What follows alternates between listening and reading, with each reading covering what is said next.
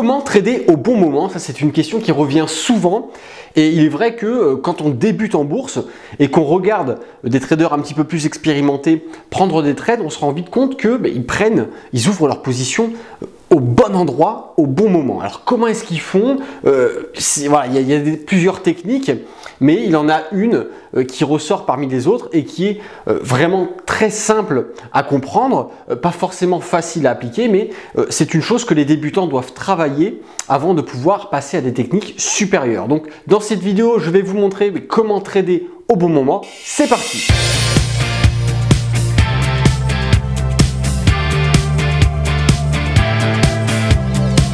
Bonjour à tous, c'est Alexandre, le trader indépendant. On se retrouve sur les graphiques puisque je vais vous montrer comment est-ce qu'on fait pour trader au bon moment. Comment trader au bon moment? C'est parti.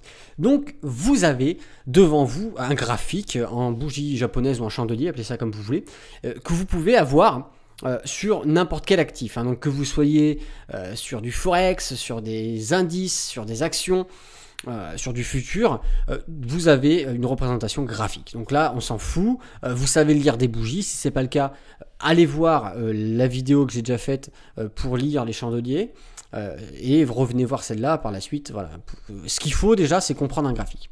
Une fois que vous avez compris comment lire un graphique, il faut tout simplement comprendre à quel moment on rentre sur un graphique.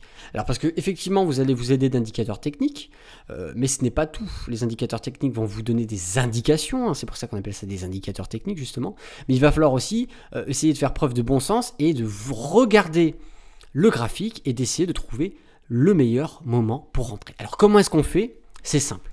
Tout simplement, ici vous avez un point d'achat, ici un point de vente. Alors là, vous allez me dire, effectivement, c'est simple dit comme ça, mais comment est-ce qu'on sait? Mais justement, je vais vous expliquer ça par la suite. Mais ce que je veux que vous compreniez bien, c'est qu'on achète à cet endroit et on vend à cet endroit.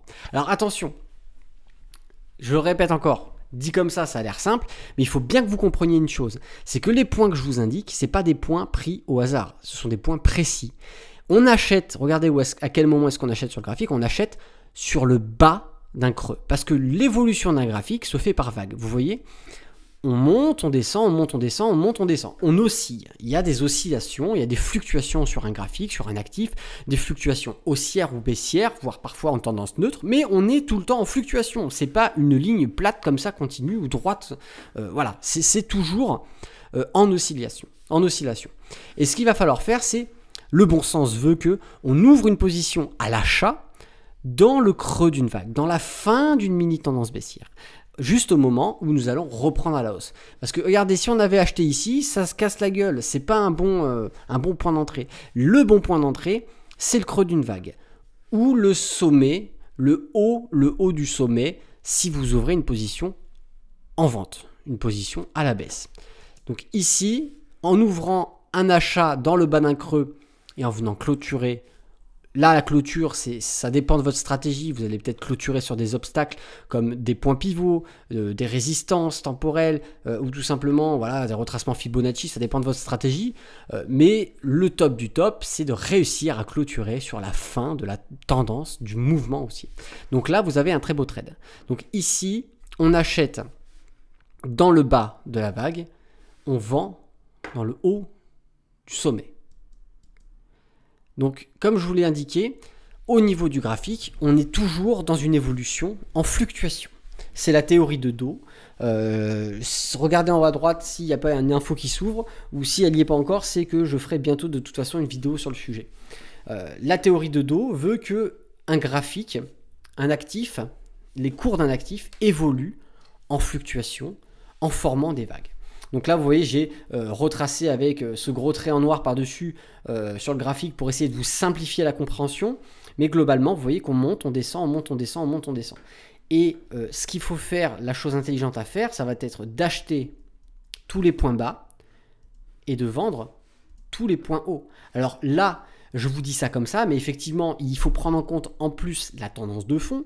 Si nous sommes dans une tendance haussière, vous le savez très bien, je le répète assez souvent pour que ça rentre, j'espère que vous l'avez compris. Dans une tendance haussière, on ne fait que des achats. Dans une tendance baissière, on ne va faire que des investissements baissiers. On va suivre la tendance, il faut suivre la tendance de toute façon.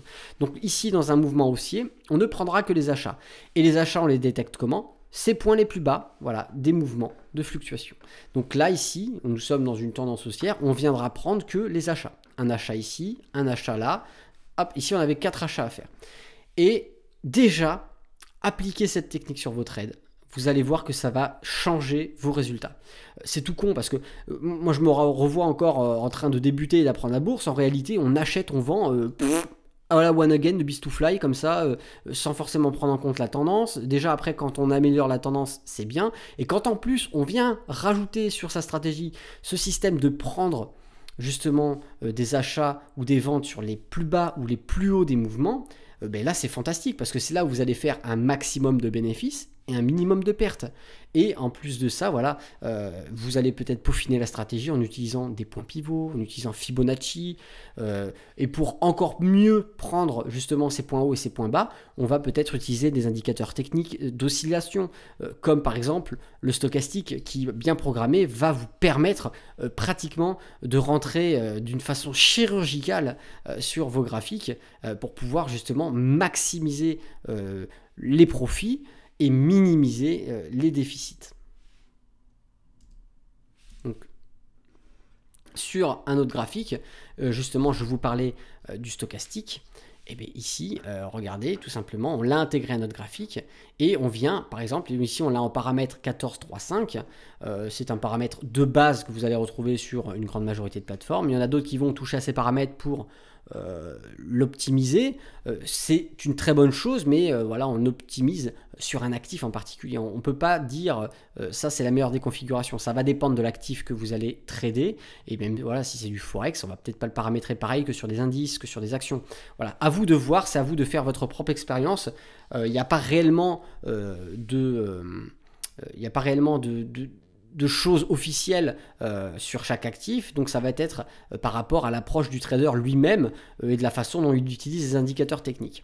Donc ici sur notre graphique, vous voyez que par exemple, on viendra utiliser les surventes et surachats de cet indicateur pour, pourquoi pas, détecter des fins de mouvement, donc des plus bas et des plus hauts. Donc vous voyez qu'ici, effectivement, le croisement de négatif vers positif en zone de survente ici, nous donne une indication qu'effectivement on était en tendance haussière. On a ce mouvement de vague, fin de vague, creux de vague, on pouvait ouvrir une position ici et regardez qu'est-ce qu'on a eu, hop, on a eu ici un beau mouvement haussier. Donc là c'est un exemple parmi tant d'autres, pourquoi pas, pour utiliser le stochastique afin de détecter ces creux et ces sommets pour pouvoir vous positionner en tant qu'acheteur ou en tant que vendeur. Alors vous avez vu, c'est pas compliqué du tout, c'est juste une petite astuce qu'il va falloir mettre en pratique sur vos trades. Ça va déjà filtrer pas mal de trades perdants et vous allez voir que vous allez peut-être vous sentir plus à l'aise. Donc certes, il va falloir plus de patience puisqu'on va attendre le bon moment, mais une fois que ce moment sera là, ce sera à vous de le saisir pour faire des bénéfices. Alors si cette vidéo vous a plu, je vous invite à mettre un petit pouce. Si vous n'êtes pas encore abonné à la chaîne YouTube, allez-y, cliquez en bas pour vous abonner. Et puis tout simplement, si vous avez une question, un commentaire, une remarque, je vous laisse justement la rubrique de commentaires pour ça. C'était Alexandre, le trader indépendant. Moi, je vous dis à bientôt. Et d'ici là, tradez bien sur les marchés financiers. Ciao!